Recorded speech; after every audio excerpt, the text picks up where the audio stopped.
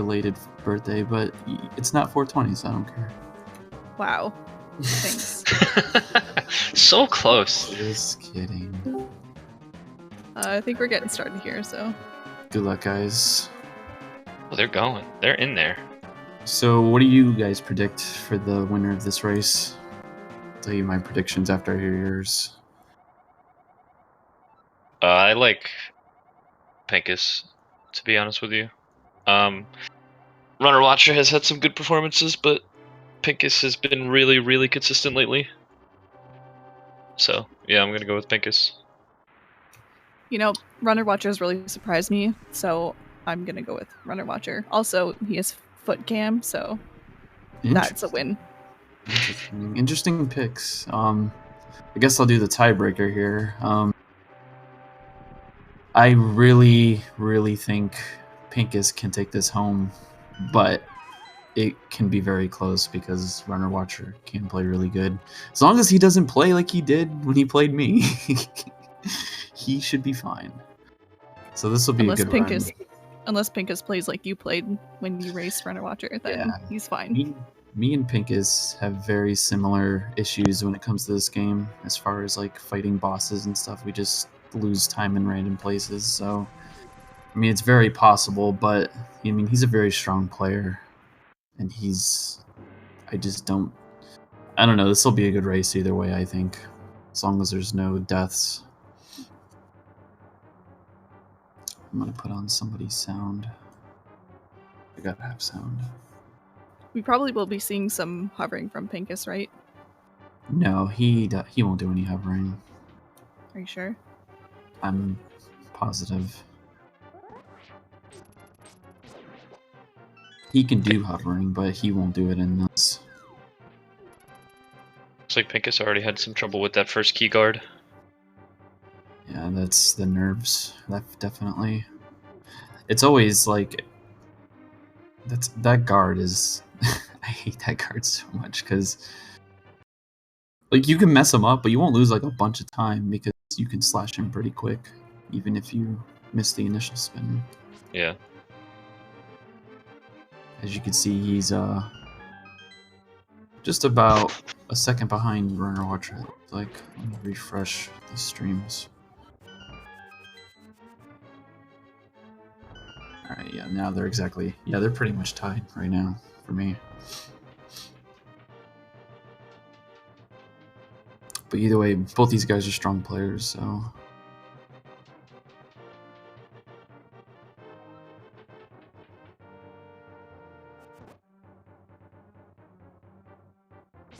And I will say that they're probably going to both get the sinker. Whoa, the chest turn. Hold on. Is that a chest turn? For who? I think for Pinkus. I'm rewatch it on the restream. Oh no, it wasn't a chest turn. He just turned after. Got me excited for no reason.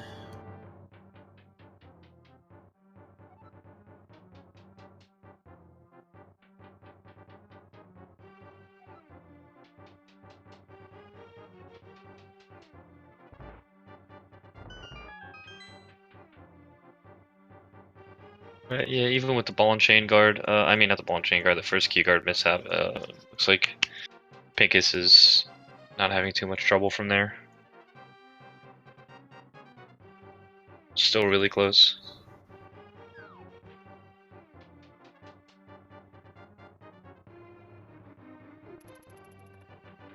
Yeah, that's what I mean. That guard doesn't lose a lot of time, so like resetting there is pretty much pointless. You're not going to lose that much time. Yeah. Well, unless, you know, end up dealing with him very incorrectly, but yeah, I mean, it's pretty good, so. Pretty bad, yeah. He's still on 550 escape pace right now. One thing I can say about Pinkus, is that he really understands the movement in this game very well. Like, over almost most of the runners, including myself. His early game movement is very optimal, very precise. And he's put a lot of practice into the early game too. I mean, his whole gameplay in general is good, but his early game is just really, really good. Same with Runner Watcher. His like early game is also pretty solid. Oh, it's actually really interesting. I know we can't see this in the restream, but they both have a 555 as their PB for escape. Yeah, which is like pretty high for both of them. And it looks Yeah, like definitely Runner not Watcher their got the best. Northwest Urat. That's gonna lose him some time for sure.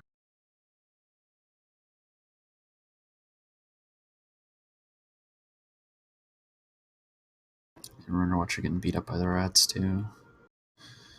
Not good RNG for him. Dang, what did I call? Did I call a 550 escape? Dang. And then we got a 557 from Runner Watcher. 550 escape's really good. That's really solid, yeah. That's, like I say, he messed up the key guard too. Just keep that in mind. Yeah, exactly. If he doesn't mess that up, that's like good half a second to a second that he gains back to.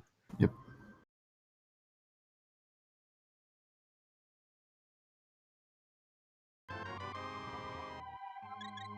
So that definitely could have been 549 with really good execution on that guard. They both get Sankart. Yeah, that's... I figured they'd both grab it. Pink is, he doesn't usually skip it in RTA either. I think he's kind of like... He does kind of both. I guess whatever he's feeling. But I know he's about 50-50 on that. Runner Watcher like always grabs it. I think it's pretty rare that he skips it as well. I'm assuming Pinkus would always grab it for a race, especially.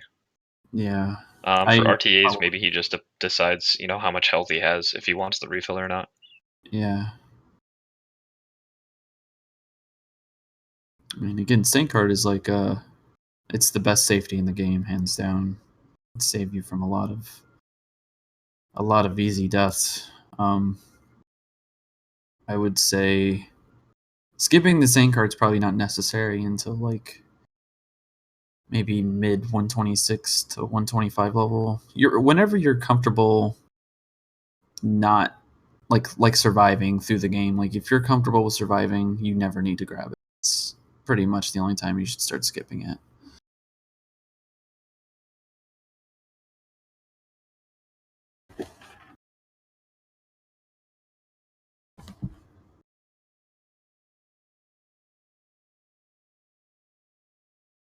Excuse me for 1 second.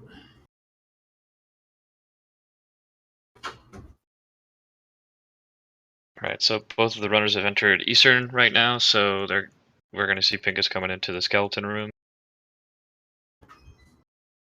Pretty simple. Now Runner Watcher as well, right behind him. Yeah, they both get it off pretty easily. It's a cool little trick. Pretty straightforward, but we have seen some runners mess it up in the tournament before and have to chase around an extra skeleton, so yeah. Probably a little relief that they both pulled it off pretty easily from them.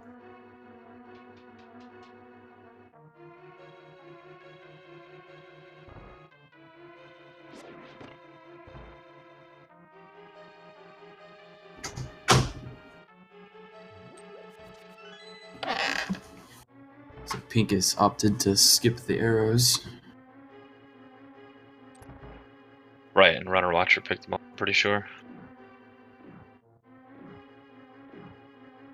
You can skip those arrows. Oh, hang on, Pinkus is having a little bit of trouble with the big key skip.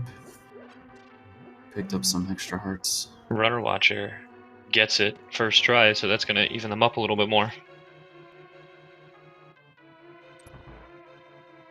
Runner Watcher is a victim of counterfeiting, apparently. Sorry, Runner Watcher.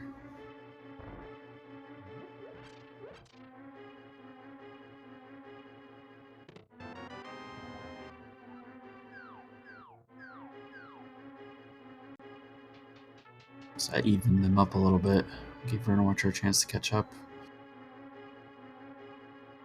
Yeah, that big key puzzle skip, it's not something that you see many of the top runners fail most of the time, but the movement can be pretty precise, especially if the first popo throws you in a direction that you're not entirely expecting. So, yeah, but he doesn't lose a lot of time because he knows the backup pretty easily, pretty well. Good Zelda gamer room from Pinkus there. And he's getting the gamble with the arrows here. Let's see if he gets them. Alright, good. There's a 12.5% chance that arrows won't drop for you if you decide to skip the pot. That means you would have to grab an arrow pot in that room with the red Igors, which can lose you about 4 to 5 seconds. Ideally, you'd want to grab 2 arrow pots so you can skip one in desert to kind of help you save some time. But that's really the risk of skipping that arrow pot. And as we saw, Runner Watcher got that one pot in the big chest room in the dungeon, so he's going to have a few more leaving this dungeon. Yep. Arrows are... RPG. Arrows are pretty important in the run. Having a high arrow count is very beneficial to skipping some later.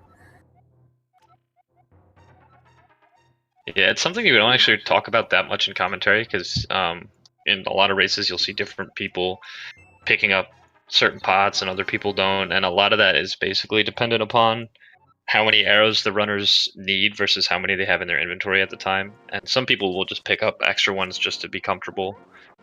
And obviously picking up some pots is faster than picking up others, so that's a factor as well. Right. I personally love having a lot of arrows. Like, I honestly probably should stop skipping the arrow pot in Eastern, but it's just better to have arrows. Like, it just, I don't know. Whoa, looks like Pinkus is in Ganon's tower already. Cool splits. What just happened?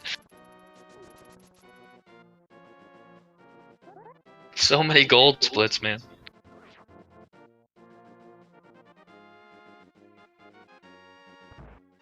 I'm sure he'll see it. I don't want to distract him.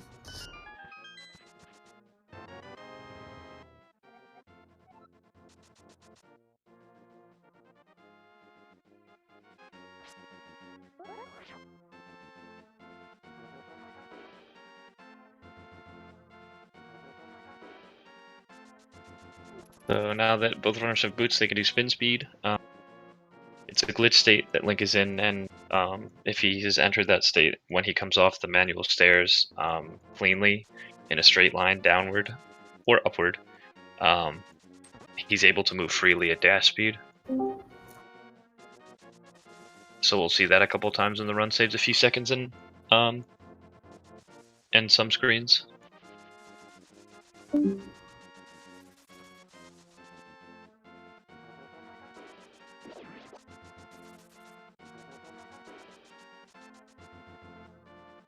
Yeah, it's an interesting piece of tech, honestly.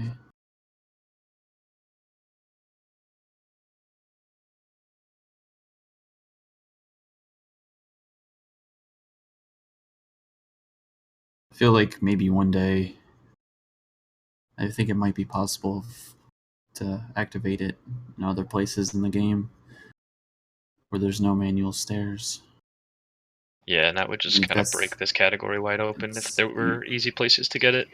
Yeah, this would revolutionize the category.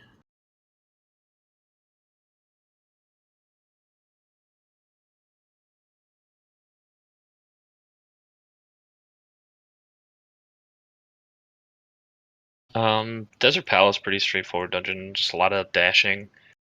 Long hallways, basically, since you just got the boots, so I'm sure the designers wanted you to start using them and get used to using them.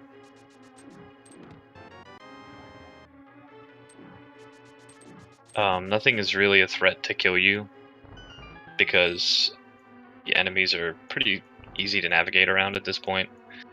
The only issue might be Land Molus at the end of the dungeon in terms of health, but he's also an issue in terms of time because he's a very difficult boss, so But these are pretty experienced runners, so hopefully they'll be able to show us some good, clean fights. It's pretty rare that that you see a player at this level die in desert. It's possible.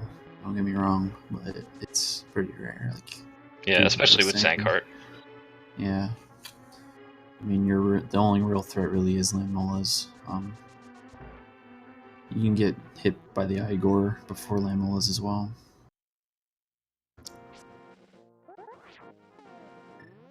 So Runner Watcher's not too far behind Pinkus here. Yeah, it looks to me like just a few seconds.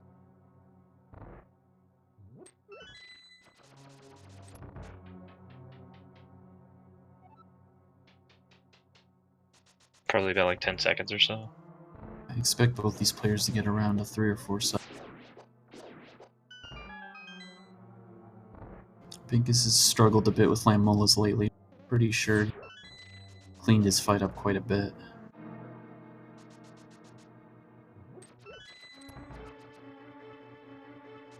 Yeah, this boss, more than any other boss, probably takes, I guess I'd say the most upkeep and practice to be good at. It's really easy to, for your skills against him to deteriorate, so it's just good practice for runners to practice him every now. See, both these players know to move up 1 pixel in the beginning of the fight after bonking into the wall. What that does is it sets you up to cover the majority of the RNGs you're going to get in this fight to get a really good first cycle. That was a very solid fight for Pinkus, and it looks like Runner Watcher's fight. Yeah, they both had very good first phases, and I'm pretty sure it was either a 3 or 4 phase for either of them, so. Looks like they both got 3 cycle, I want to say.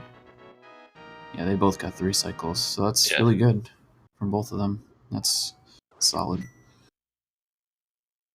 2 is definitely like the best humanly possible. Getting a 1 is Taz only, as far as we know.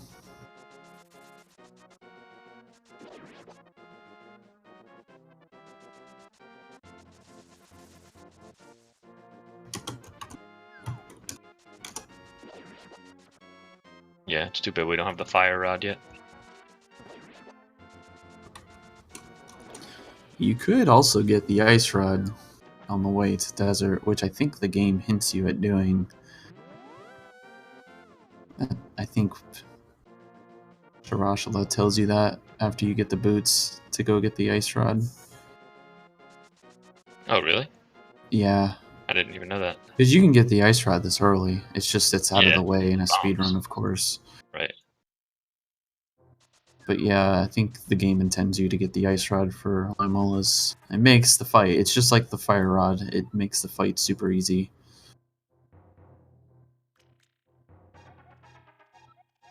Do you guys want to sync up to make sure you're synced with the broadcast? Yeah, sure. They're both the same, so yeah. Yeah. They're both at... I don't know, you might be. Maybe you're fine. Their timers are at 18:45, 6:37. Okay. Yeah, I got them both synced. I'm just like maybe a second ahead. That should be fine. Cool, thanks. They're both going to be going for spin speed here. Spin speed makes Death Mountain way more bearable than it used to be, because dashing through Death Mountain is pretty horrendous and awful.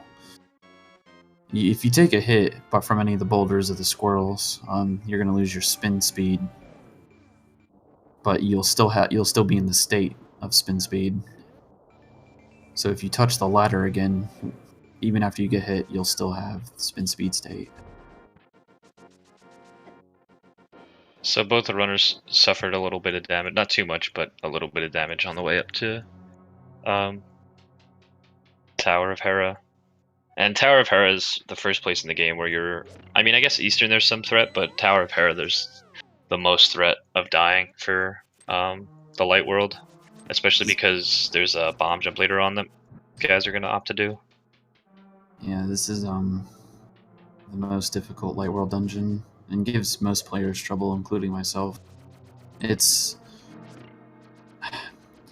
like it's very like trolly. There's pits everywhere. There's many moldorms which have really unpredictable movement. This tile room here isn't really a threat, but as you can see, Pinkus did the boom dash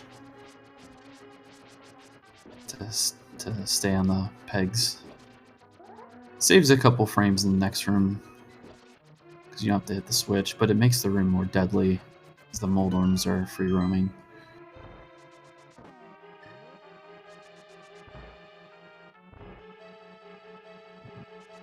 But yeah, this dungeon is very difficult, and then the boss, just to top it all off, is pretty awful. Some runners will opt to hit the crystal switch in the room before we collect the moon pearl, where the bomb jump is. I doubt either of these runners will do it, but if you hit that switch, you'll have a bunch of backup parts before going into Moldorm. Yeah, it's something that newer players tend to do. Or if you're short, if you're down to like 2 hearts going up to the 4th floor, it's probably a good idea to hit it because you're going to take an extra heart. And then this room here is the hardest room in the dungeon, hands down. You got the petting zoo, which Pinkus just passed. Then you got the bomb jump. And then you got these lovely dodongos over here. Yeah, basically everything in this room is annoying. You got Bomb jump is pretty simple with the setup, but it's still see if runnerwatcher gets the same. People can mess up. Oh, it looks like Pinkus did hit the switch. Yeah, I don't blame him. It's a race. Yeah, true. True. He's honestly fine, though. Yeah, I don't think he's going to have any trouble with this. Not a bad fight from him. Yeah, and if you have 3 hearts going into the fight, I think you're more worried about falling than taking too much damage. 22-24 is pretty solid. I'm sure he would want better than that, but that's a good time. And then runnerwatcher with it.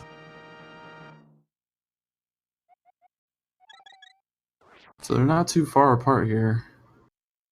Yeah, the difference between them is definitely able to be made up depending on how they play. Yeah, the Dark World progresses. Too. Hopefully there's no huge difference here in blue balls.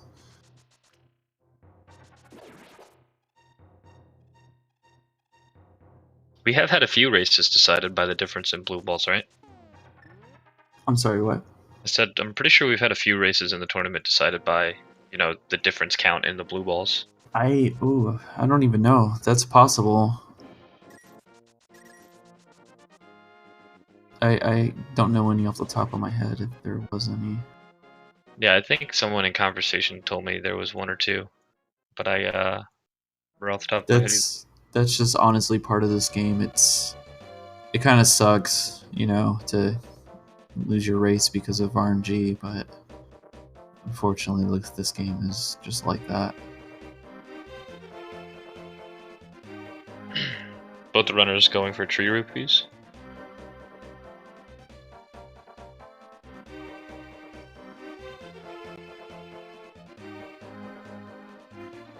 So we saw before they entered the woods going to the Master Sword that they pulled on a tree to get 4 blue rupees, and I think they each collected 3 of them based on their rupee count.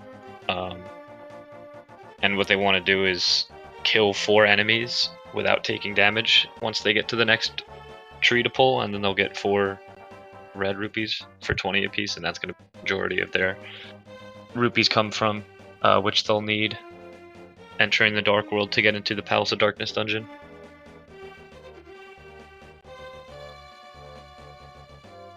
Ooh, Pinkus got a bush guard there, but he handled it pretty well. Yeah. That's one of the scary things about doing the rupee route is there's landmines and bush guards that can like pop out of nowhere and kind of scare you. There is a backup. Yes. Close to castle. Ooh, pink is bonked. They both got really good arrow counts, and they're both fine right now. Oh wow, I just realized they both have really similar inventory count. Yeah. This is pretty comfortable. They're gonna be comfortable as far as arrows and so. Yeah. Having this amount of arrows is like perfect.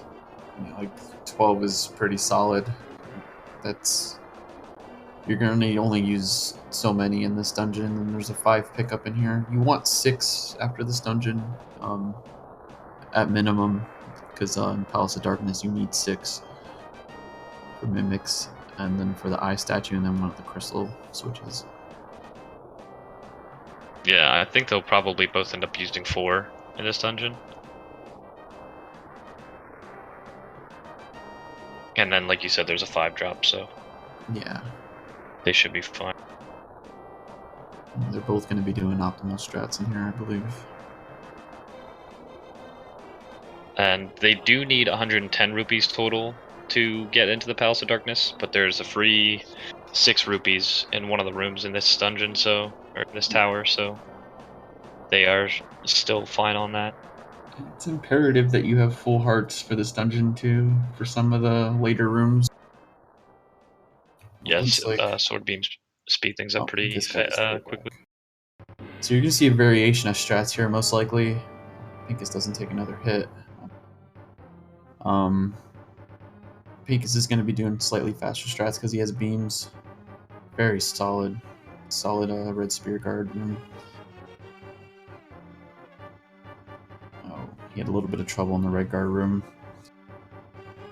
Both those rooms with sword beams are faster, and then you're going to see Runner Watcher here.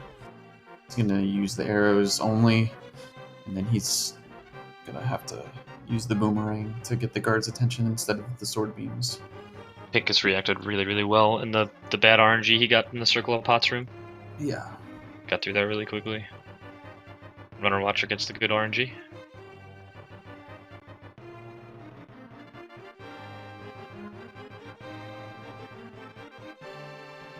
Alright, so they're coming up on Aghanim. Both on solid pace. Both of them are... I mean, this is going to be the decision right here. Hopefully, I'm really hoping both of them get the same amount. Like, this is such a good race. Absolutely.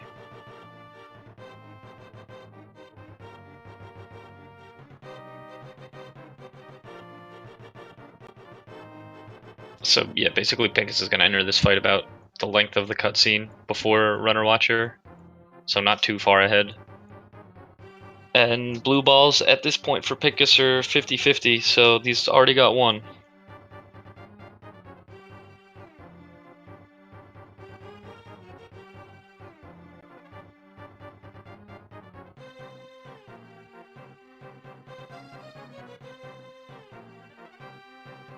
So we'll see how it plays out. So far, none from Runner Watcher. 1 from Pinkus. We got 2 from Pinkus and 1 for Runner Watcher now. Place your bets and win your trip to Nickelodeon Studios in Orlando. Are you paying? No, the stream is. Speed Gaming is paying for this, obviously. Otherwise, I wouldn't offer it. Looks like 1 blue ball. Yeah, 1 for Runner Watcher. And I think 4 or 3 or 4 from Pinkus. I saw 3. So he's going to lose, just based on that fight, Pinkus is going to lose 24 seconds. So they've pretty much synced up at this point. Yeah. Each blue ball is a 6-second time loss, and then having to sit through another lightning cycle is another 6 seconds, which Pinkus had to do and Runner Watcher didn't. So there's a 24-second, Runner Watcher got 1, so that's an 18-second swing in Runner Watcher's favor here.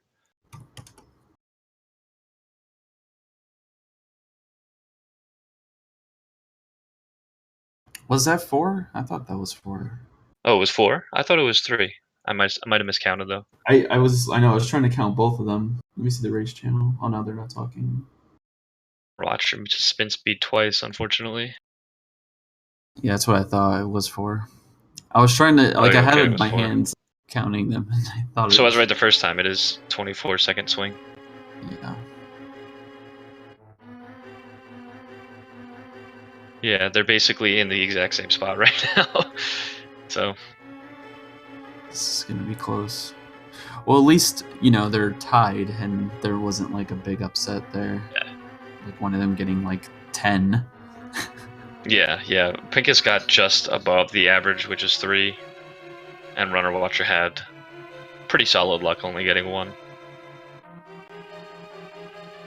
So taking a hit here on while the monkey's following you can cause problems.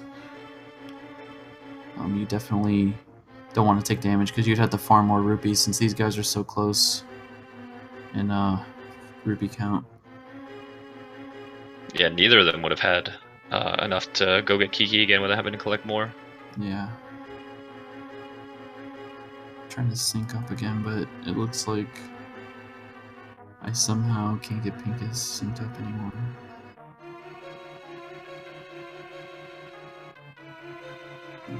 This is annoying. Oh, nope. Oh well. I just have to be a couple seconds behind. Oh wow, I looked over to the restream and they're basically almost perfectly synced up right now. This is actually really close.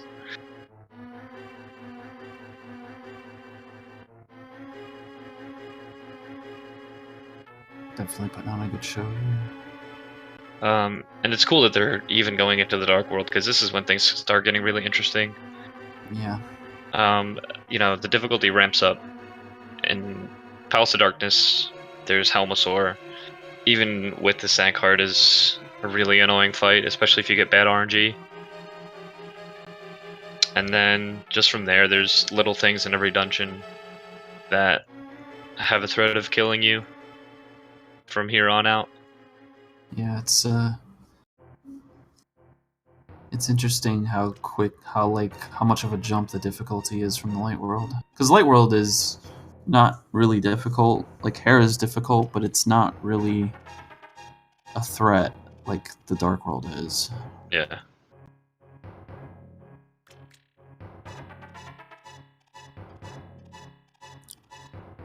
Looks like Runner Watcher is going to get the hammer jump, as well as Pinkus. Oh, very good hammer jumps from both of them. Very good, very solid.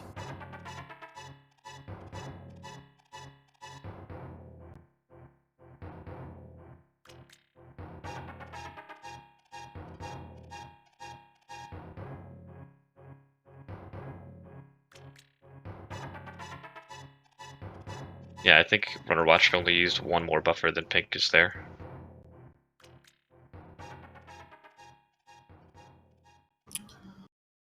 Now, Dark World varies between players a lot. If these guys stay pretty much even to their PBs, you're going to see Pinkus slightly gaining an advantage in the late game, probably. His end game is very strong. But there's plenty of things that can go wrong to keep things even, of course. And this is really solid right here. They're both just so close. Cutscene, yeah. Yeah, the one thing that I'll say is that the style of these two runners is very different. I know that Pinkus practices a ton of individual room stuff as well as full dungeon stuff, and Runner Watcher he generally just likes to race, doesn't really practice all that much. So yeah, it's interesting seeing these two head to head. Yeah, Runner Watcher has the consistency edge here, whereas Pinkus can have a phenomenal run with all of his practice. It's there's really no wrong way to play this game, and this shows it because both these players, like you were saying, have different styles. Doing a lot of practice is a long-term payoff, but it definitely works. I mean, Pinkus is a good example of that.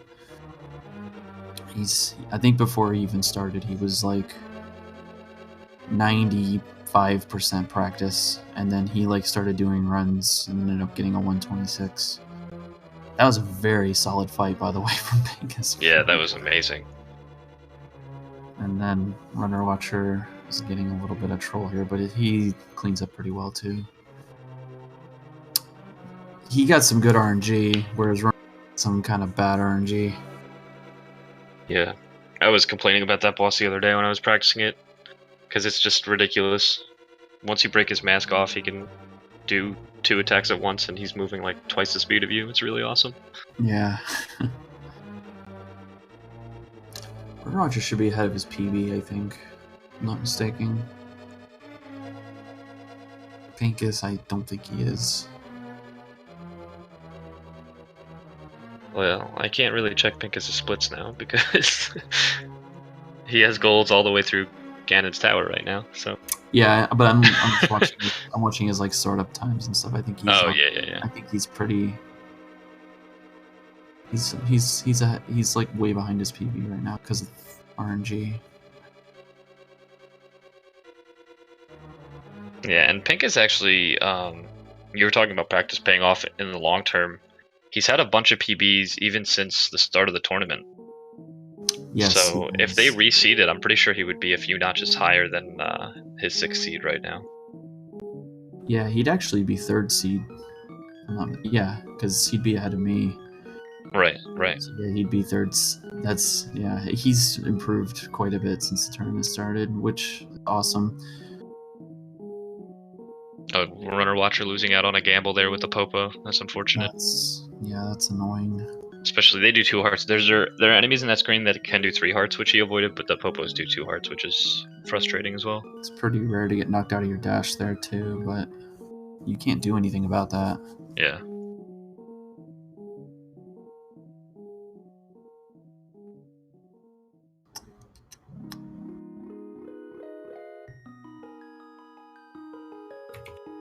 Both of them had trouble with that hammer bridge.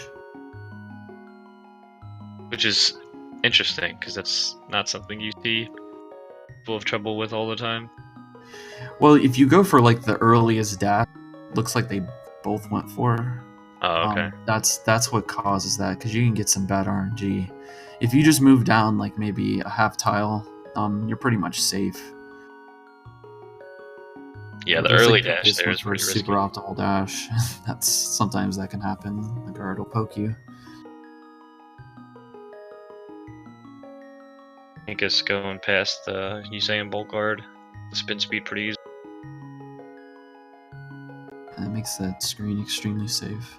Yeah, I was just about to say that before spin speed was discovered, that screen was a little annoying because that red guard is so fast, but with the spin speed, it's free every time. Just run right by him. There's still a little bit of movement tech to know how to get past him optimally, but it's not very difficult. As opposed to dashing through that screen.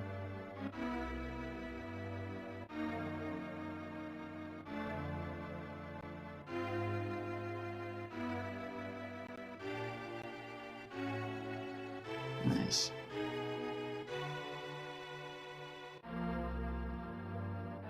The apple tree screen. Yeah, there's an interesting thing about this screen. You want to load the top guard later, so you can pull off the dash. If you load him too early, he's gonna poke you before you dash.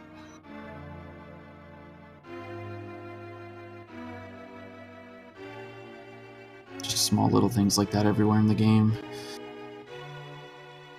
There was actually a manipulation like that at the beginning of Eastern too that we didn't talk about. Yeah, we loaded the blue guard to avoid lag. That's really new too. That was found earlier or very late last year, I think. It was like the most obvious optimization ever.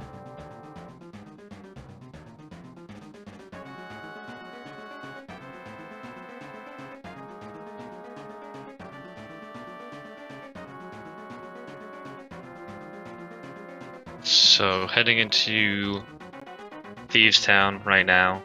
This dungeon can be really annoying because there's a lot of enemies that do 1 or 2 hearts of damage, and there's a bunch of rooms with a lot of enemies, so it's really easy to get hit sometimes. So for the most part, it's pretty straightforward. But the runners definitely are being careful and are very wary of what's around them. Yeah, the Hellway is a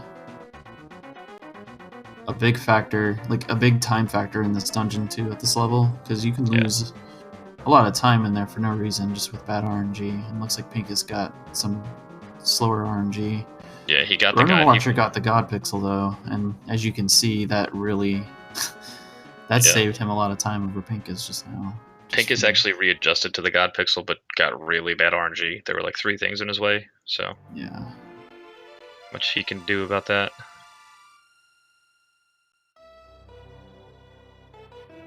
Thieves is very dangerous too. There's a lot of all the enemies in this dungeon do 2 hearts of damage, so you don't want to like go for any super risky stuff.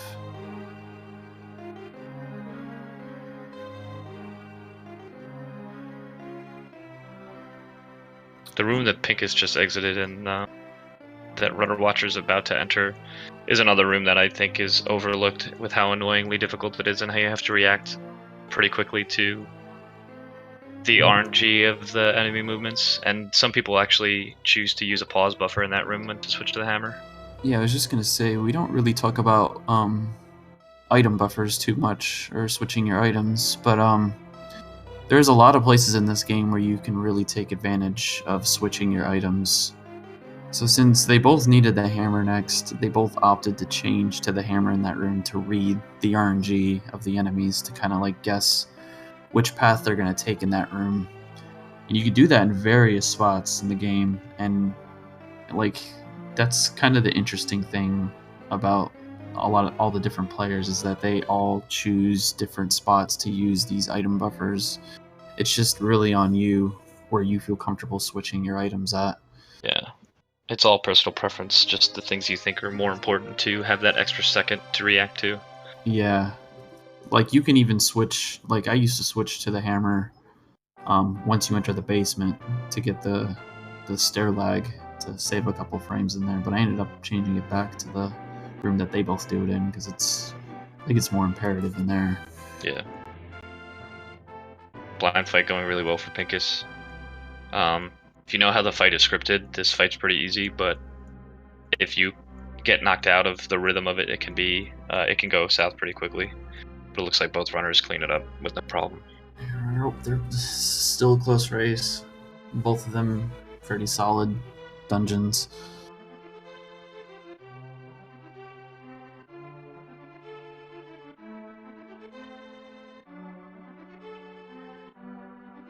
So we're just gonna sit through some text mashing here. Yeah, believe it or not, mashing can lose you some time if you're not mashing a lot. Like, looks like Runner Watcher's mashing 2 buttons over here. What is this? He should be mashing all the face buttons, but maybe he's typing or something. There we go. This lazy mashing. Oh, he was typing. Yeah, he was typing. Okay, so. But yeah, you want to try to mash all the face buttons on these crystal cutscenes. It does save time. Yeah, actually, that brings up a funny conversation. I was in a call with Zelna and I believe it was Scrivo, and we were on the topic of how Zelna actually mapped in Eastern in his PB. And Scrivo said, well, why don't you just rip your X button out of your controller so you don't accidentally hit it? And Zelna said, well, that's one less button to mash with. So that's... Yeah, there's a few spots you can actually mash with X too safely, like in the old man cave where you get the boots, you can mash X in there safely because you can't map in those areas.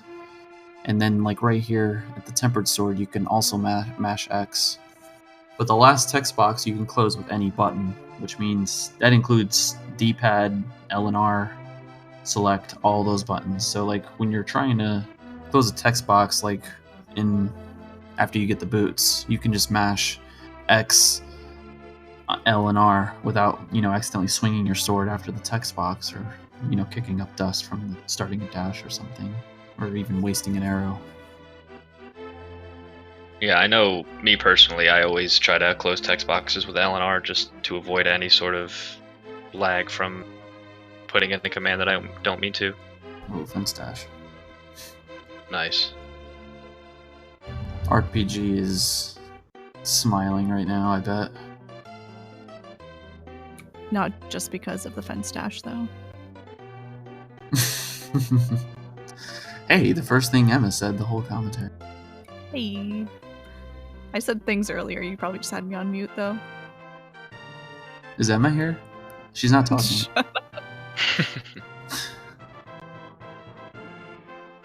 Oh, right, I have her muted. Sorry. Oh my god. Every time. Sorry, just auto mutes you. Must know.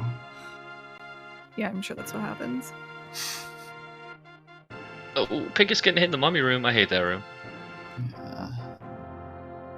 The mummies are manipulatable in their movement because they'll pretty much, once they get a certain distance from you, they'll turn in the direction that you are in relation to them. Yeah. But it can be pretty inconsistent, and they don't always turn at the same point that you expect them to. Yeah, you can kind of manipulate them in that room. It's a bit slower, but sometimes you do. Both of them got bad RNG, but they both reacted very well. When there's enemies blocking that door, you can just dash through them. It's so much easier.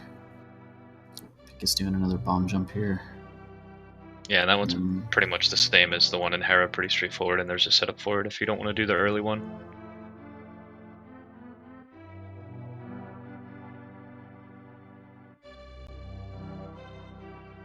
It's a skull in a bush. Wasn't Pinkus the one who got the bush guard earlier in the forest, too? Yes. So that's unfortunate. I don't really understand how these bush guards and stuff. I mean, I assume it's random, but it's very weird that you can get some in the same areas in the game in your runs. I don't know. It's weird. But it's supposed to be completely random. There's no set way of getting. Sometimes you get fairies, sometimes you get the best combo that I ever got was I got a skull bush where Pinkus was and a bee in the first bush I dashed through. So when I bonked, the bee was attacking me. Nice, man. So you can get really weird RNG from those bushes. Pinkus actually uses a little bit different strat in the Mummy Hell way that by a few rooms ago. Is it not random? What, the bushes? Yeah, I thought it was random. I think there's specific bushes that have a chance to spawn certain things. Oh, that's interesting. Oh, and the moth fight, actually, for this was really good. I'm pretty sure you got the double hit off. Pretty sure Runner Watcher just got the double hit off as well. Runner Watcher is having some trouble because Moth wants to stay at the top of the room, so he's trying to use the fire rod to coax him down. Yeah, that was close for him. So he had a little bit tougher time on that fight, but he still got through it pretty well. Oh, okay. Let's see what you guys are saying. Yeah, that makes more sense now with the bushes. See, it's interesting. You can be playing. I've played this game for almost 2 years now, and there's just still stuff that I just don't know. There's just so much to just know about this game.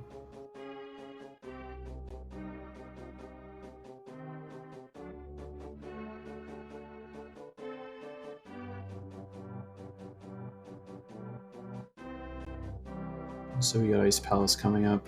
Ice Palace is probably the second hardest dungeon in the game casually, I would say, maybe. Or most confusing, at least, because the main puzzle is you have to backtrack through the dungeon at least 3 times, I think, to complete the puzzle. Yeah, if you're getting the big key, and then yeah, you have to do that in order to be able to push the block properly for the gold stair fight. Yeah, so luckily there's a bomb jump that skips probably 3 minutes of content in this dungeon, and it skips the main puzzle, and it's all because of the pegs, because you have to backtrack. Now they did fix in the GBA version. This is just a fun fact. But the GBA version, they changed that puzzle. Still the same thing, but you can't use the Cane of Samaria to like complete that puzzle anymore. Oh, I did not know that. Yeah, they changed the puzzle. It's the same thing, but you can still do a bomb jump in the GBA version, which still skips that puzzle. Right. Yeah, if you wanted to, you could decide to go to Misery Mire first. Collect the Cane of Samaria in this version before going to the Ice Palace. Yeah, which also makes that puzzle easier.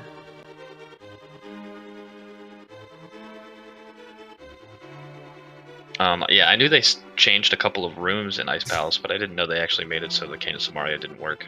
Interesting. Yeah, they put like a big block in there or something, if I remember correctly.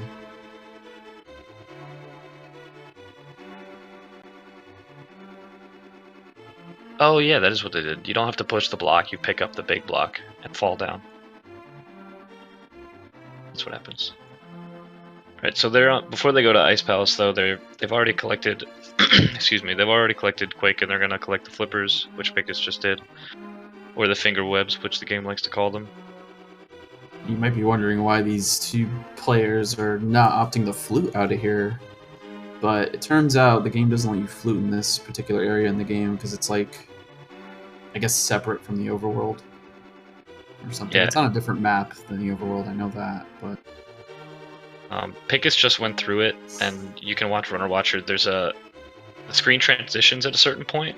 It's actually very different than any other screen transition, which is just a slide. But you'll see that the whole screen will fade out and then fade back in, and that's because the game places you in a different point instead of actually just moving you up into the next portion of the map. As you can see, Pinkus discovered, or didn't discover, but you'll see that the hitbox on that whirlpool is like literally a 4x4 pick. That it's just easy to swim around it and lose time like he did. Yeah, the whirlpools in this game, the hitboxes for them don't really make sense to me. They're so small.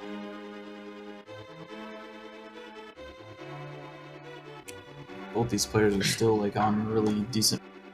Yeah, they're both doing really well, and Runner Watcher has sword beams, so that's going to come into play in a later, or that has come into play already, and will come into play in the conveyor room if he manages to keep sword beams through there. He'll save a couple seconds possibly in that room.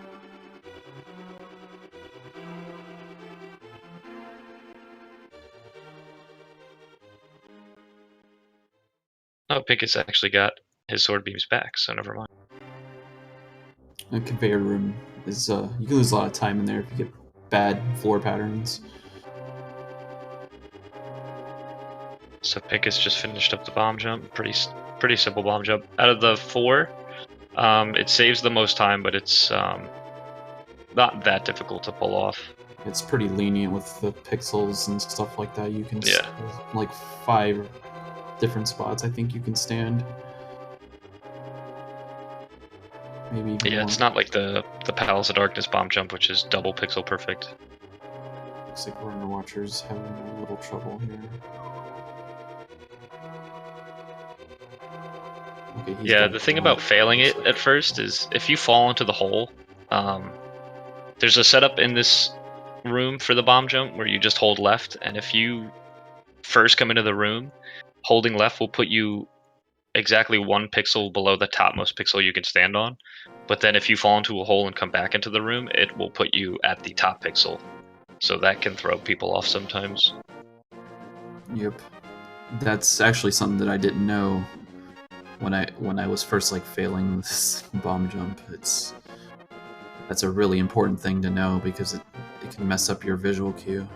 Yeah, Pinkus he just pulled off the poke dash strat, which is pretty precise way to deal with the cold stare boss. And it's also the optimal way, I'm pretty sure, by a small margin. It looks like Runner Watcher fell slightly behind because of the mishap there with the bomb jump, but I strongly believe he's going to be fine during this Cold Stare fight. So he's not going to be too far behind. He's got 5 hearts, so he could take 1 hit from anything, but if he does take a hit from the Cold Stare itself, it could be risky. Dude, he does like the same Cold Stare setup as me.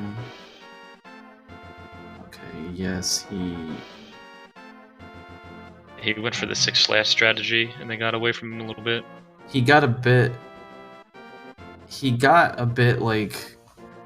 He had like a weird spin, so it threw off his rhythm. Yeah.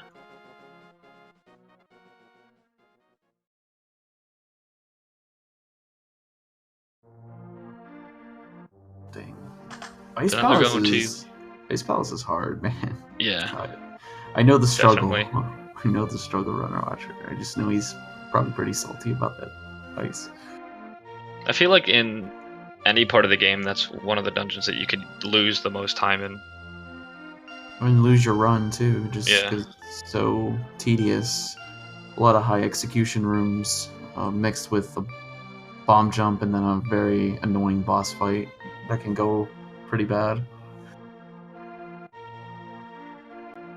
Yeah, I think Cold Stare is the first enemy in the game that does 4 hearts of damage, at least up to this point. Or, I mean, using this route that you come across. Yeah, it's true. I think you're right. Yep.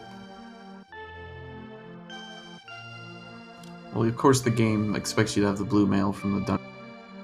Right, So which you have to skip by doing the bomb jump. Yeah. Well, you don't even get the big key because it's not necessary, which luckily it's not. So there's just no reason to grab it. Otherwise, if you were to grab a big key in there, it'd probably be like a quick grab to just get the blue mail if you really wanted it. Yeah, it would probably be one of those things that people might just do it in a race for extra safety purposes because it's not that far out of the way, if that were the case. But fortunately, like you said, you can't collect the big key, so there's no possible way to get it unless you don't do the bomb jump. Or, well, you could do the bomb jump, but still just go through the rest of the dungeon.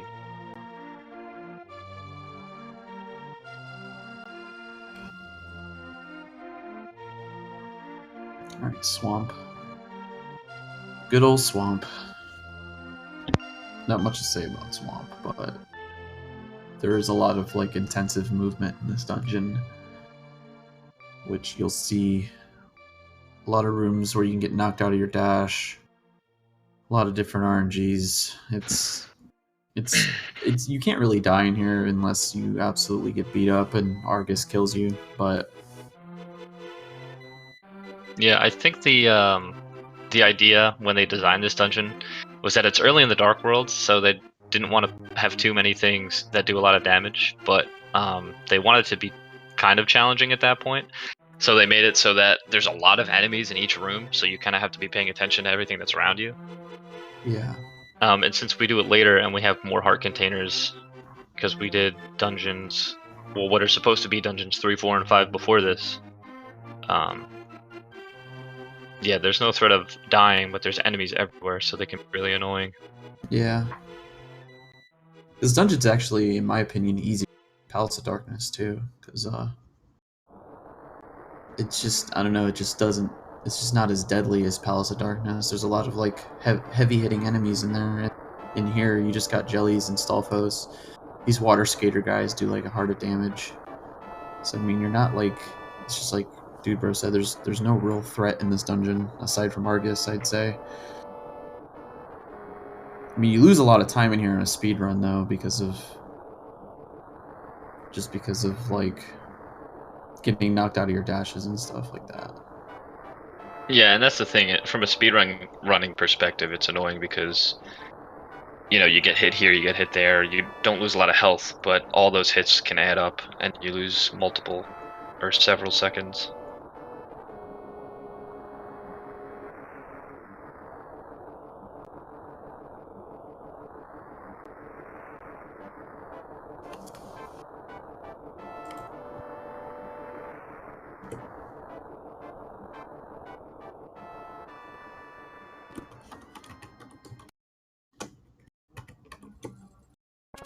Now, do you know if either of these guys go for Zero Cycle? I know Pinkus well. I don't know if Runner Watcher does or not. I don't think he does. I know Pinkus knows how to do it though. And the reason why we call it Zero Cycle, Argus has this attack where he spins the puffs around. That's an interesting strat. I've never seen that before. Pinkus? Yeah, he just did 2 sword slashes to kind of like time his dash through the buzzing berry that was in his way. Oh, right. I'm gonna steal that from him probably. But yeah, anyway, Argus does this attack where the puffs circulate around him. But with the Zero Cycle, which you can only do in 1.0, you can kill all the puffs before he does that, and it's pretty much impossible to do without this trick. So we're gonna see if he does it. Yeah, the hook dash that he's gonna do at the beginning of the fight, it makes it actually possible. Ooh, I had some trouble with it.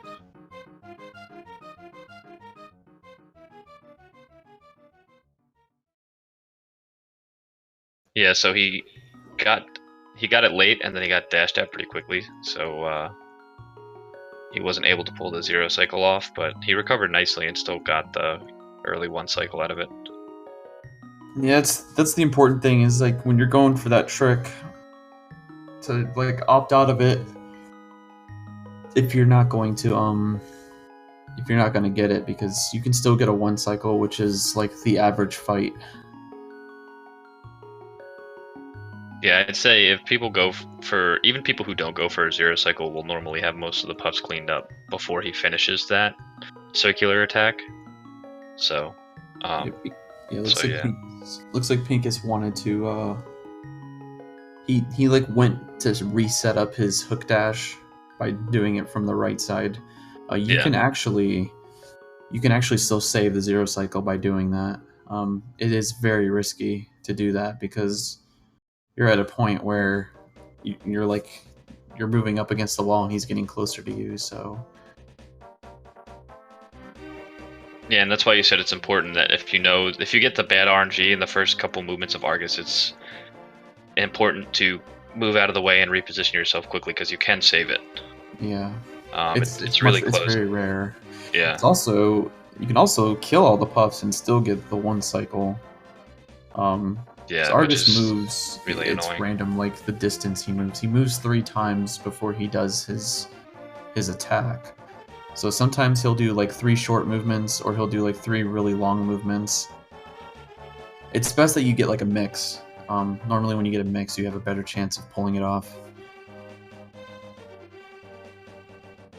Yeah, I actually in practice was able to get a Zero Cycle after getting hit by him once, which I actually didn't think was possible.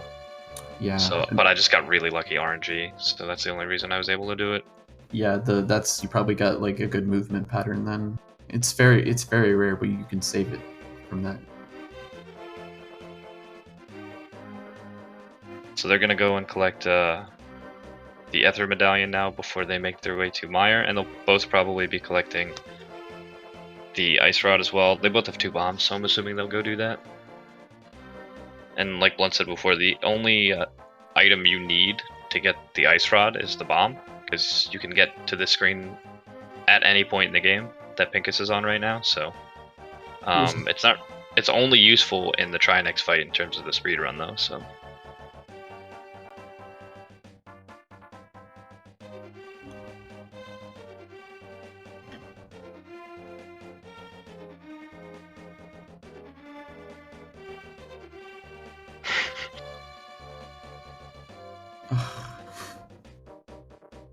Little celebration in the chat, I see. Just really embarrassing what he just said. Congrats. Alright, so the only way to get into Meyer is to have Ether, and it's just convenient to get Ether now, right before Meyer. You might be wondering, and I get this in my chat sometimes, but people are like, why don't you just get Ether on the way to Hera? But the game requires you to have the Master Sword to read the tablet. So you have to make a second trip to Death Mountain, no matter what, to grab Ether at least. Yeah, and you can get, once you have the Master Sword and the flute, you can get them at any time, or you can get Ether at any time. So some people, I know there are a few runners that decide to get Ether and the Ice Rod on the way to Mire, because the second room in Mire, there's a strat that gets you through that room really quickly with sword beams. So some people like to not have to do all that much overworld movement, so there's a higher chance that they'll have sword beams in there, so they'll get the pickup after Ice Palace instead of after Swamp.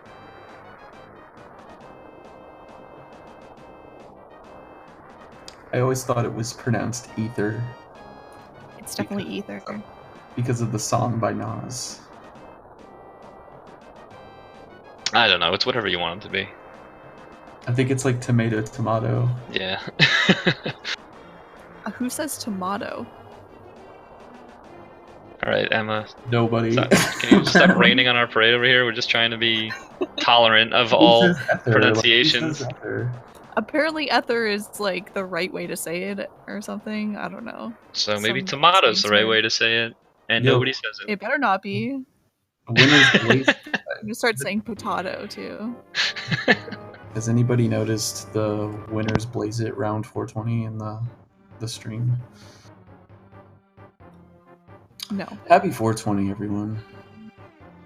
I hope you're having a blessed day. I didn't notice it. That's awesome. Hope you guys are having a blessed day. Yes, this is a 4th round match, and their seeds add up to 20. So celebrate as you will. That's why I lost my race, man. It was on purpose. Yeah, man.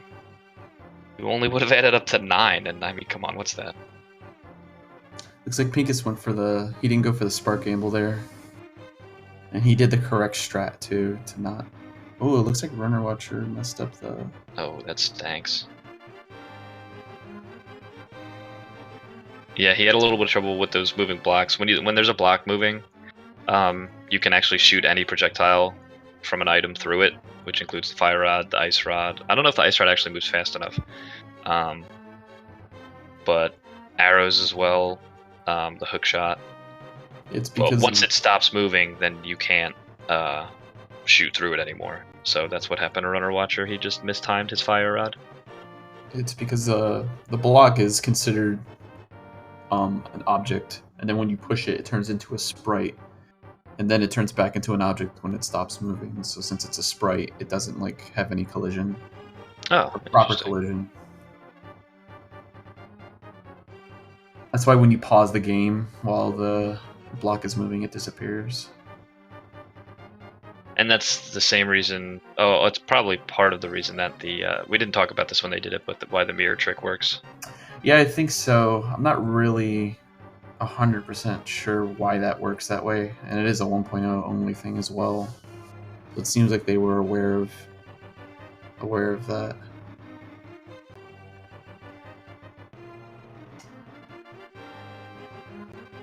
Oh man, I didn't get to explain the item switch bomb placement thing when Pinkus did it, but Runner Watcher is going to do it soon. So yeah, the reason a route is like this is because you use your last bomb in the Mire basement here, and it switches to the Fire Rod if you don't have powder. Well, Pink is doing the... I love that strat. It's still doesn't get the 0 cycle though before the lightning attack. Yeah, it's a very interesting strat that I've kind of been looking into, because it seems way more consistent. I mean, he didn't get... He just missed that top eyeball. If he wouldn't have, he would have got a 0. Yeah. But it was a really solid fight still. See, like, Runner Watchers switch to the Fire Rod here. It saves a Monero and a menu. Not really a menu, I guess, but... Yeah, you have to menu it's later. Such a small optimization that it's, like, barely relevant, but... Yeah, but I think it's really cool, so I like to mention it. Yeah, it's... I mean, it's irrelevant as far as, like, you know, if someone's wanting to make the decision to, like, get Ice Rod and Ether on, like, on the Swamp split instead of Mire. Right. So you're not, like, losing too much time. Looks like Runner Watcher... He went for 4 spins, but he had enough health to do that. So he's only got to lay in 6 arrows here to Vidi. Nice. Good fight from both of them.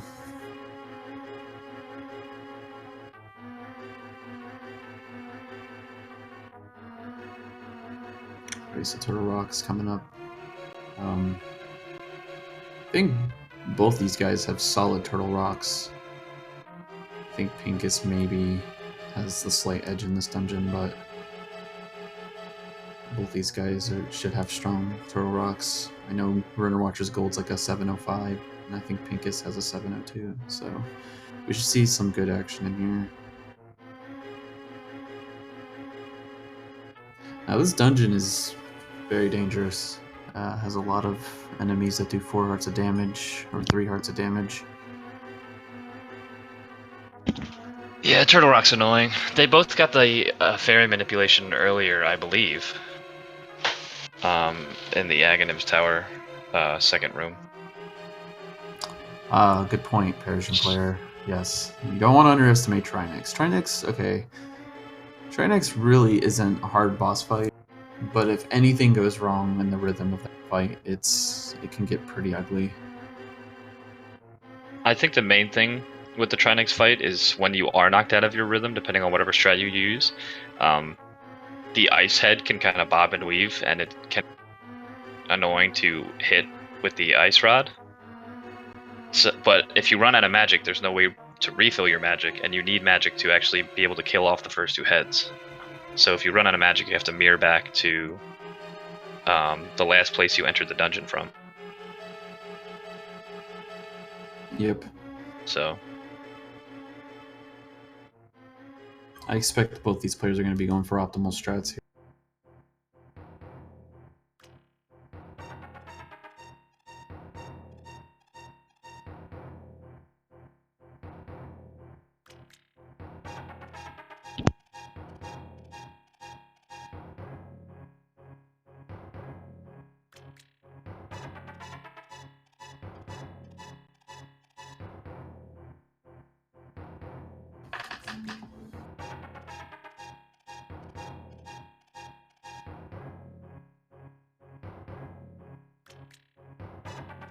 Okay, he grabbed the fairy there, which is actually a good idea. Having full hearts in this dungeon saves a little bit of time.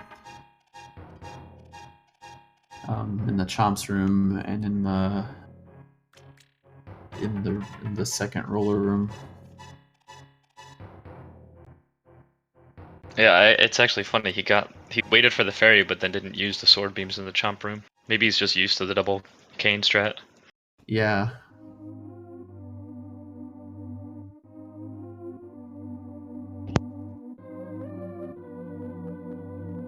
Right, so Pinkus is entering the first Poke room here.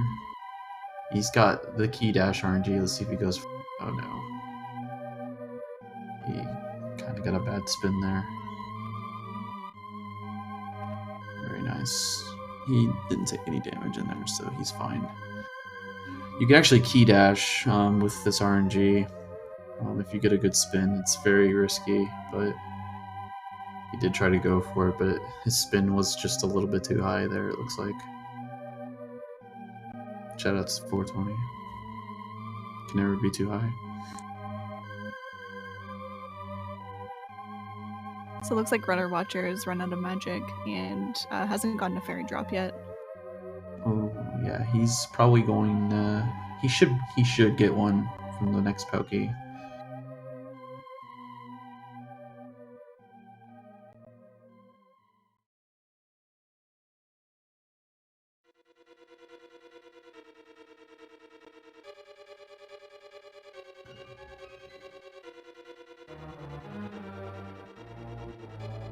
As you can see here, Pinkus. Well, he had to bonk because he had a very slight movement error in that room. But having the beams there is faster than using the cane. So picking up that fairy, like, it may seem slow, but it's almost always worth it to grab it.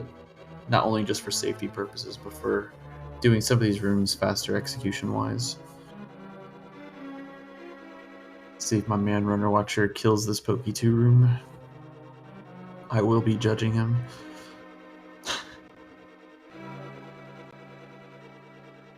What a nice friend.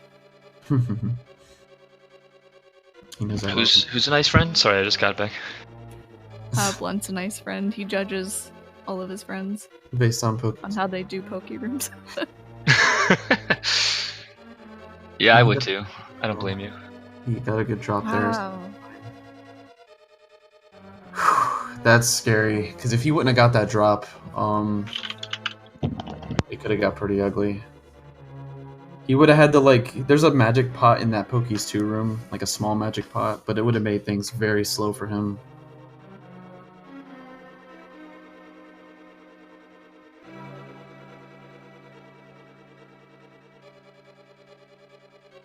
Alright, backdoor strat on Trinex for Pinkus. Very good Trinex. Yeah, prevents the knockback from sending you too far when you sword slash the first 2 heads.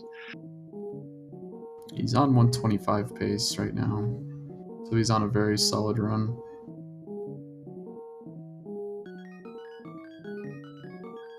If his Ganon's tower is pretty good, he's definitely going to get a 125 here again.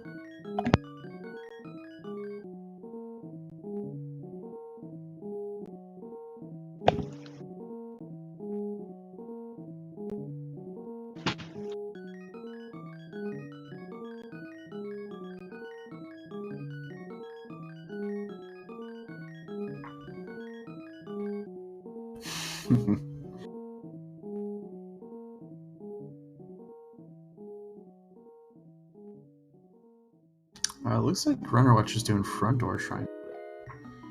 I thought he did back door, but maybe he doesn't. A front door Trinex isn't too much slower, but you do run the risk of getting ice on the field. But it does feel safer to do it if you're just... I don't know if runnerwatcher realizes, but he's close to 126 pace. Very close. He's on very low 127 pace. He could possibly PB, I think. I don't know how strong his Ganon's tower is. That really plays a big role in how well he can do.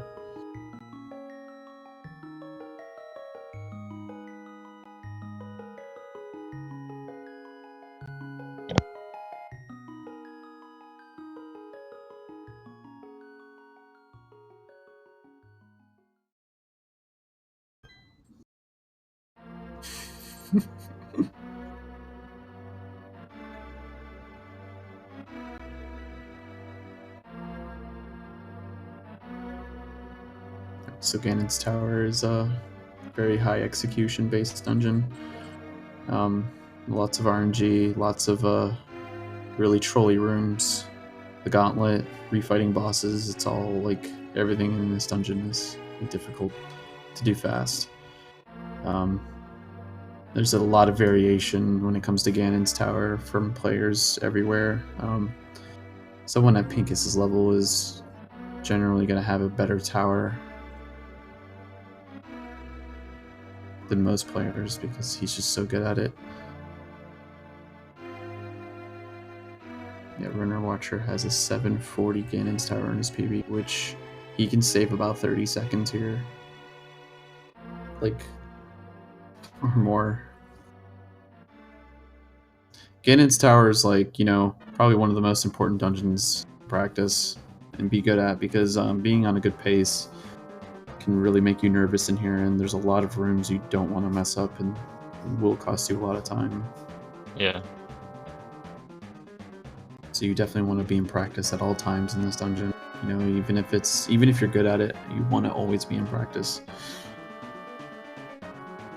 I've probably put the most time into this dungeon out of any of them.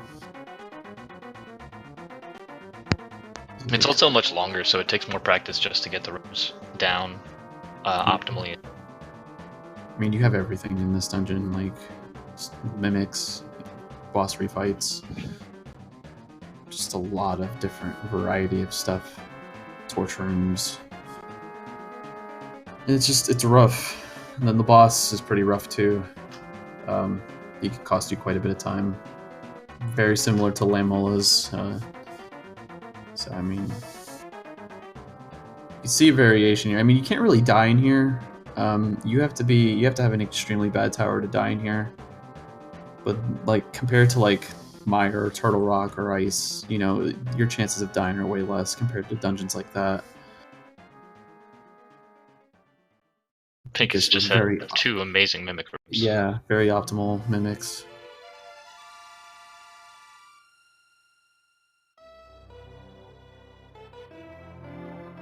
That's another strat I will be stealing soon, because apparently that's very consistent. The spike room there. It's very specific ways to do that room.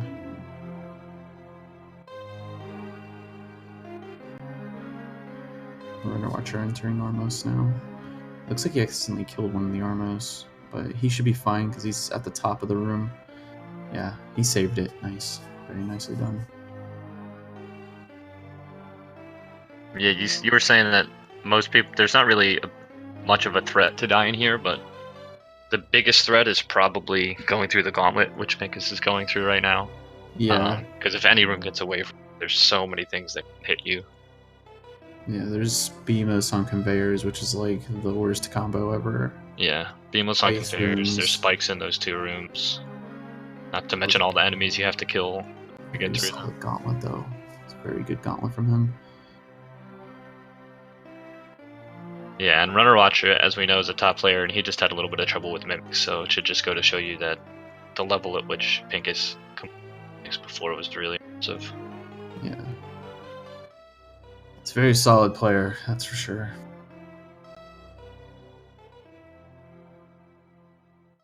I really expect him to get his 124 very soon here.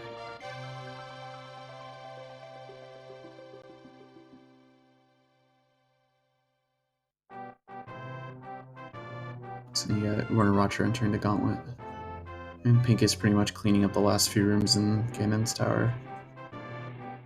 Very good Ganon's tower from him so far. I'm pretty sure if he has a good Aghanim, this will be near gold. I don't think he made any major mistakes.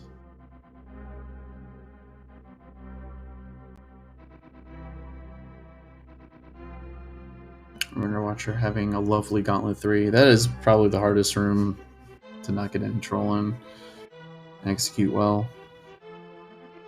In terms of health especially, the one before that, when you have to chase the red skeletons around if you don't get them quickly, can be really annoying. That exclusive RPG strat in the Gauntlet 5. that dash. Sick. That was executed well, though. That was very good, like, decision making on his part to go for that, because he saved that room from getting out of hand. And he's getting some bad short hops from the land molas here, which sucks. I think he's coming up on Moldorm too, which is actually easier than the first Moldorm. Yeah, just because of the upgrade of the sword. And in the first Moldorm, every single type of attack, whether it be a poke or a slash or a dash or a spin, all does the same damage. But in the refight, a spin does more than a normal slash. Yeah. That's why you dash through him first, charge your sword, and go for it. Yeah, so in the refight, you can kill him with just one slash or a dash, which do the same damage. Or, well, either one of those, and then a spin will. Okay. Really good second phase of the fight for Pinkus and the Aghanim. I think that was a 3 cycle. Aghanim 2 for him. Yeah, it was. I want to say that was a gold tower for him, or really close. Well, we'll never know based on his splits. You could retime it later, but I'm going to ask him. Yeah. I think that was gold. So he's still on 125 pace, barely. He has a very good Ganon. He's definitely going to get a 125, if not a 126. If Ganon goes well. And Runner Watcher not too far behind here. Just cleaning up Moldorm too. Yeah, and a better Aghanim 2 fight as well, so not too much differentiating these runners, but Pinkus is really consistent, so I'm assuming we'll see him bring it home now. But it is Ganon, so anything can happen.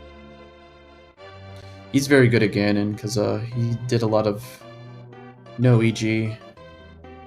Oh, right. Is, very difficult category to do. You have to be good at Ganon, because you don't have the hook. to avoid the bats. So you have to be very, very good at dodging bats. And he's really good at that.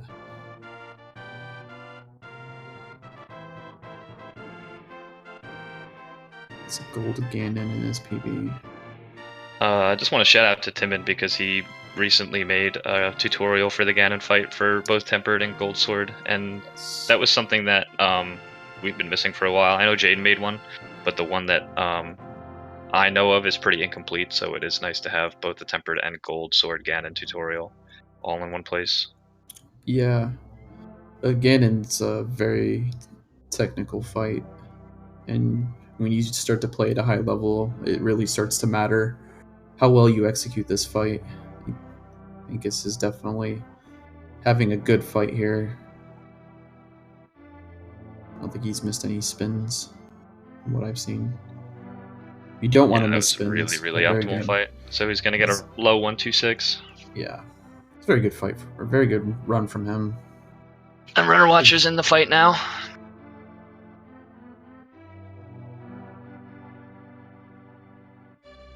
Very nice run.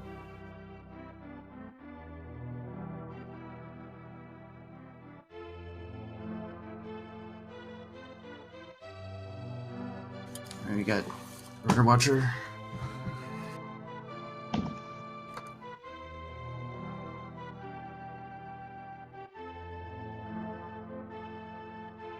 Alright, let's see if we can get Pinkus in here. Commentary. I don't think he will, but I don't think he normally does. yeah. So we'll see. So we got Runner Watcher on phase 4, about to go for Torch Glitch, which we didn't explain before, so I'll just quickly let you know that if you light the left torch before the right one goes out, because that's the order that they always go out in, then the right torch will always stay lit throughout the rest of the fight, and you only have to worry about lighting the left torch. And you need both torches lit in order to actually hit Ganon. So it makes it a whole lot easier, and it makes you able to get more attacks off per torch cycle as well.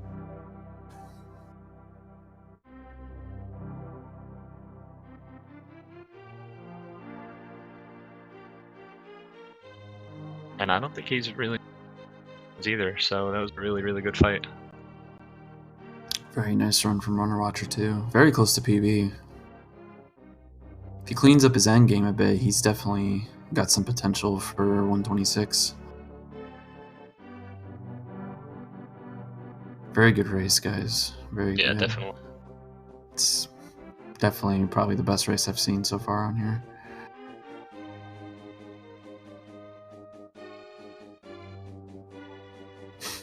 Guys played very solid, both of them. Absolutely. No deaths, no like really huge upsets, nothing. Like it was really, really solid from both of them. Really clean. Nothing we went oh no about or anything like. Yeah. I think Runner Watcher's gonna hop in here. Both within a minute of their PBs. Runner Watcher only 20 seconds off his PB, so really, really solid performance by both of these guys.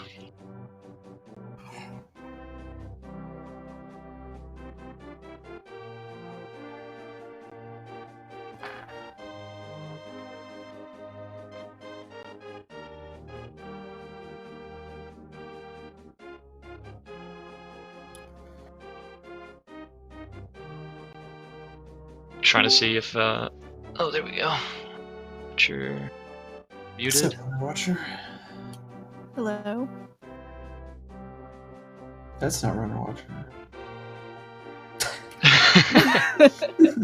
I can be Runner Watcher if you want me to. Runner Watcher?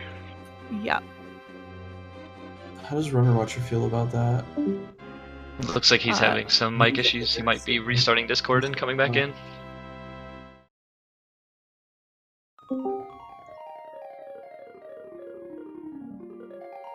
Okay, he's unmuted now again. Hello? Hey, am I audible now? Yes. Yes. Sick. I always need to refresh my Discord for some reason. Yeah, Discord can be finicky like that. Congrats on a good So, run. I guess that was a pretty good race, maybe. Oh, it pretty, was. You guys were close absolutely. the whole time. I obviously was helped out by the one blue ball versus 4. That kind of kept me in a little bit longer than I should have been. You're really close to PB, man. Like, Yeah. Yeah, you were if not for ice, it was ice again. I was plus 20 from PB, and I lost 25 seconds in ice alone. yeah. And I had that awful G tower with the 3-cycle Leno too. That was horrible. So, but yeah, I'm really happy with this run. I mean, this is my second best time ever, I think. Yeah, it was. And being able to get it like, in this condition is really good.